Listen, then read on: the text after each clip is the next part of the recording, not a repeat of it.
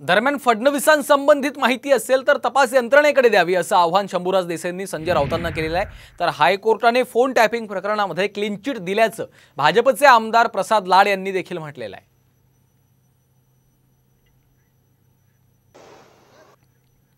राऊत काय बोलतात बरं का, राऊत रोज वेगळं बोलतात। राऊतांच्या बोलण्याला आम्ही फारसं महत्त्व देत नाही। त्यांच्याकडे जर राऊतांच्याकडे जर मी अनेक वेळा त्यांना सांगितले, तुमच्याकडे जर काही त्याची माहिती असेल ना तुम्ही यंत्रणेकडे द्या ना, तुम्ही न्यायालयाकडे द्या तुम्हाला द्यायची असेल तर। उगाच हवेत तीर मारायचे, काही ना काहीतरी खोटे आरोप करायचे, त्यांना विकासाचं बोलण्यासारखं काय नाही। फुटसूट मोठ्या व्यक्तींच्यावरती नाहक आरोप करायचे आणि लोकांचं लक्ष या निवडणुकीपासून विचलित करायचं, एवढा एकच उद्योग राऊतांचा आहे। सर्वज्ञानी संजय राऊतांची परिस्थिती आता अशी झाली आहे की लोका शिकवे ब्रह्मज्ञान स्वतः कोरडा पाषाण।